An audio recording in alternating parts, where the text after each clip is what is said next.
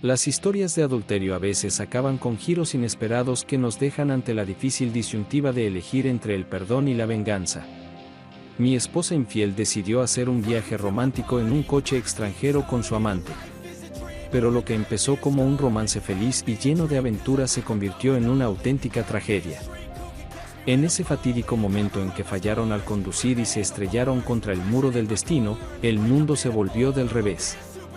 Ahora tengo ante mí una elección: arrepentirme y perdonar, o aprovechar este terrible incidente para demostrarle lo equivocada que estaba al traicionarme a mí y a la felicidad de nuestra familia.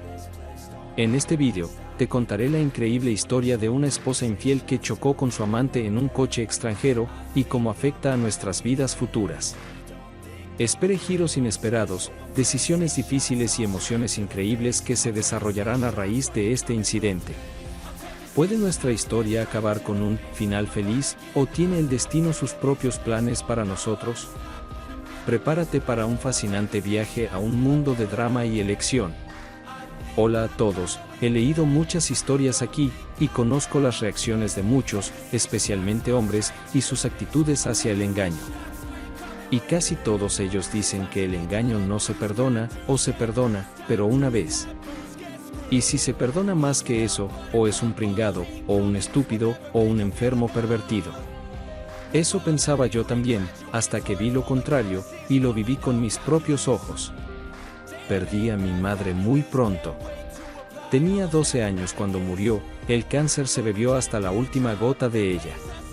Mi padre empezó a beber, mi tía le ayudó en lo que pudo. En fin, llegábamos a fin de mes, pero salíamos adelante. Luego trajo a otra mujer con un niño, y me convertí en una extraña en mi propia casa. A los 15 años me acosaron unos polizones.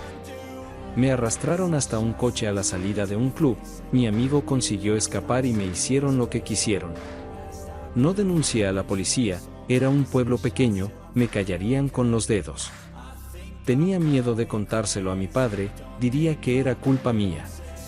Nunca los encontraron, nunca vinieron a vernos después de aquello. Estuve retrayéndome durante un tiempo después de aquello, pero algo en mí se quebró. Muchos años después, cuando estaba sentada en una silla de ruedas y hablé con una psicóloga, me explicó que los malos tratos afectan a todas las personas de forma diferente. Algunas se vuelven frígidas, y para ellas la intimidad es como algo terrible, mientras que otras, por el contrario, se desmoronan. Así que fui a Bursa, un liceo profesional, la antigua escuela de formación profesional, para ser cocinera. Mientras estudiaba salí con diferentes chicos, normalmente eran mayores que yo, claro, con todas las consecuencias. Una vez incluso tuve un aborto médico. La gente ya cuchicheaba a mis espaldas. Ya os adelanto, chicos, que en toda mi vida no he probado nada más fuerte que el vino y la cerveza, y nunca he estado detrás de la barra. Siempre anduve bien peinado, no me maquillé innecesariamente, como Oleg Popov, el payaso reino sobre él, pero tampoco anduve pálido y grasiento, como un novicio de una escuela parroquial. Siempre con un estilo estricto, tanto en el maquillaje como en la ropa. No dejé que nadie se me acercara después de la primera vez que me quedé embarazada. El médico me advirtió que un par de abortos más y no podría tener hijos. Y yo quería, y una familia, y niños, soñaba con casarme bien, de lo contrario, me sentía como este atolladero me arrastraba más y más profundo. Tenía la esperanza de que ayudaría, me calmé, estúpido, y aquí estaba tal ocasión. Conocí a mi futuro marido durante mis prácticas. El tipo acababa de graduarse en la universidad y estaba haciendo prácticas. Era guapo, heterosexual, positivo, de carácter suave, pero lo más importante, prometedor y de buena familia. ¿Decir que me enamoré inmediatamente de él? Créanme, no es nada que decir. Pero me gustó. Al cabo de una semana lo clavé y me lo llevé a la cama, donde puse todo su talento y todas sus habilidades. Vino a mi graduación. Me felicitó por mi graduación y de repente me hizo una oferta. A lo que yo, por supuesto, accedí inmediatamente. 3 meses después nos casamos. Hubo una gran boda y nos fuimos a otra ciudad. Durante los primeros 5 años fui una esposa cariñosa y fiel, una ama de casa modelo y una madre de primera. Durante este tiempo, mi marido consiguió un trabajo sólido, conseguimos un bonito apartamento y un coche, y tuvimos una hija. ¿Qué me faltaba a mí? No lo sé. Me estaba volviendo loca. Probablemente me amaba inmensamente y aún lo hace, y yo solo dejaba que me amara. Intuitivamente, él era algo promedio, aunque yo estaba bien con eso. No me propuse engañarle ni buscaba aventuras ni variedad, por supuesto, al margen. La primera vez fue espontáneo.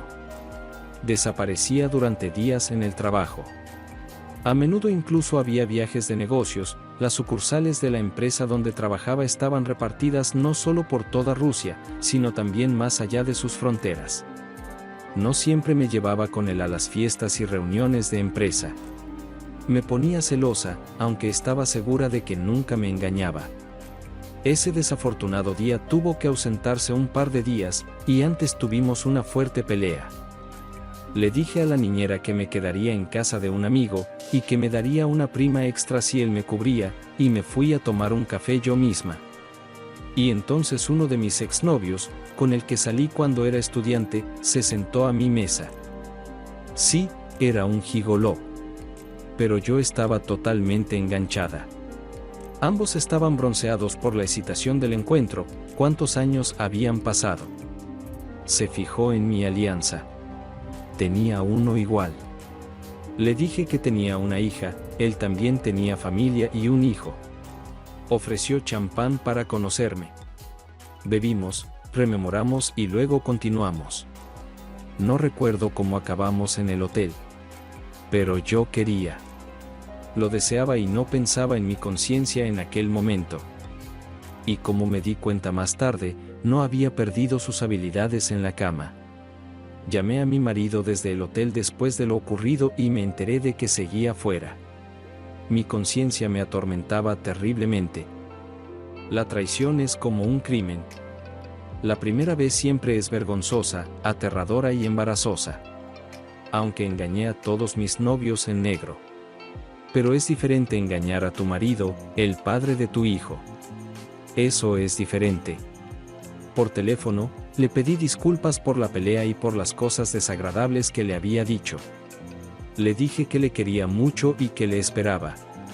Un amigo de mi juventud me pasó su tarjeta y me dijo que si pensaba seguir, podía llamarle. Después de eso nos vimos un par o 3 de veces más, y luego todo se paró por iniciativa mía. Y entonces me entraron ganas de sensaciones nuevas.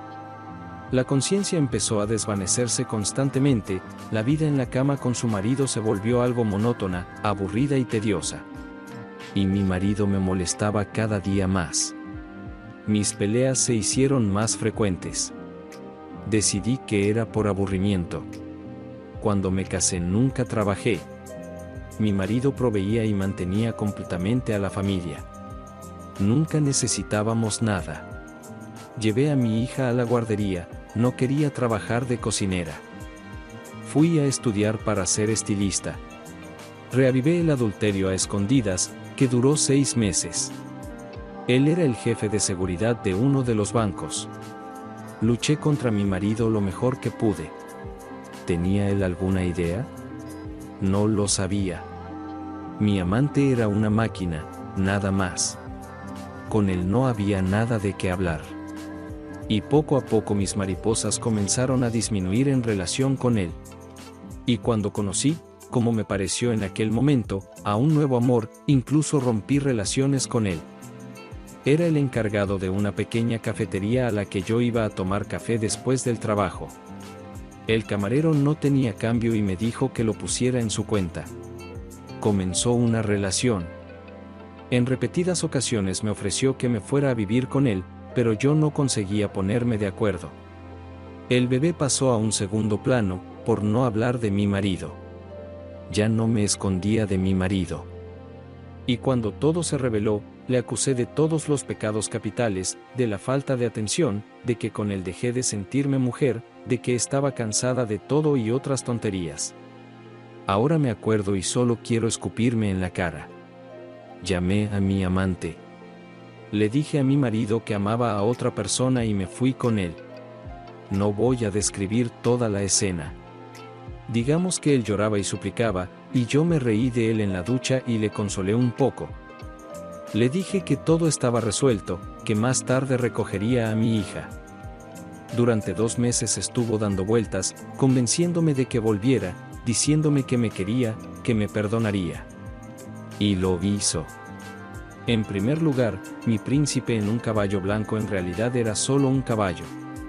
Celoso patológico, y en casa vago y paranoico, e incluso tacaño con él mismo. Sí, y mi marido lo sentía, tantos años que vivimos. Pude ver que me amaba y estaba sufriendo. Empezó a parecerse a su propia sombra.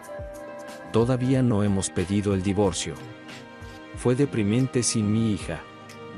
Sabía que el cuento de hadas había terminado. Ese día mi marido trajo a mi hija a verla, y de nuevo intentó convencerla para que volviera. Le di un pequeño abrazo, y en ese momento mi compañera de piso saltó y le dio un puñetazo a mi marido.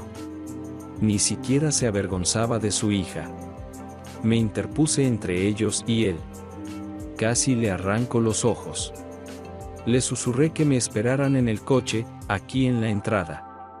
Me levanté y recogí apresuradamente mis cosas.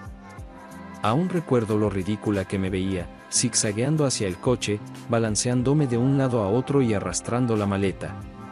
En casa acostaron a mi hija. Luego tuvimos el deber conyugal con mi marido. Le acaricié apasionada, ardiente y, sobre todo, profundamente. Entre medias, lloraba y pedía perdón. Pero solo duré 1 año. Cuando volví a sentirme atraída por la izquierda, decidí no engañar a su marido. Hablé tranquilamente con él, le dije que era un hombre maravilloso, y que yo no soy digna y no quiero atormentarle más. Le dije que había pasado por mucho dolor por mi culpa y que realmente quiero que sea feliz, que se lo merece, pero por desgracia no puedo dárselo. Puede ver a su hija siempre que quiera y comunicarse con ella, y yo no se lo voy a restringir. Durante este tiempo me convertí en administradora de un salón de cosmética y ya ganaba buen dinero, me independicé y fui autosuficiente. Me fui, alquilé un apartamento y solicité el divorcio. Esto ocurrió literalmente 3 días antes del proceso de divorcio. Tenía un nuevo pretendiente y él y yo volvíamos a salir de fiesta. Era un día libre en ese momento y mi marido tenía a mi hija. Mi marido había bebido mucho y en ese estado se puso al volante, a pesar de mis ruegos de que llamara a un taxi. En resumen, perdió el control, se metió en el carril contrario y lo más desagradable fue que me enmarcó el costado. Lo único que recuerdo fue un dolor agudo en todo el cuerpo y oscuridad. Cuando abrí los ojos, solo veía una luz blanca, el techo del hospital. Al cabo de un rato recobré el sentido y pude hablar y oír. Un amigo mío apareció en el poloter de animación y me dijo que no estaba todo tan mal, que me estaban preparando para la operación. Y que si no se hacía a tiempo, no podría volver a caminar. Le pregunté cómo estaba, es decir, mi amante. Mi amigo me dijo que solo se había librado de los arañazos. Durante ese tiempo solo había ido una vez al hospital. Le dije que estaba más preocupado por su coche y su culo. Y tuve que asumir que todos mis amantes olvidaron mi existencia en un abrir y cerrar de ojos. Oí la voz de mi marido en el pasillo. Él y el médico estaban hablando de algo. Entró y me preguntó cómo estaba. Le dije que había estado mejor. Y le pregunté por qué estaba aquí. Dijo que todo iría bien. Había hecho los arreglos para la cirugía y la rehabilitación. Y que no solo caminaría, sino que bailaría. Y le dije que se fuera y que no trajera a su hija aquí todavía. Se fue y entró un amigo. Me preguntó por qué le hacía eso. Convenció a sus padres de vender el apartamento de su abuela muerta. Cambió su RAV4 por un 12 con dinero extra, se metió en préstamos. La cirugía y los tratamientos no son baratos. Pero ella no entiende que estoy avergonzado. Y no solo avergonzado, me estoy paralizando. ¿Y por qué no estoy muerta? Una puta como yo no tiene derecho a vivir. Y el hecho de que se preocupe tanto por mí me hace sentir aún más y un bastardo. Le dije que no puedo verle, que no puedo mirarle a los ojos, que solo quiero una cosa: morir. Y que eso sería lo mejor para todos. Mi amigo me tranquilizó.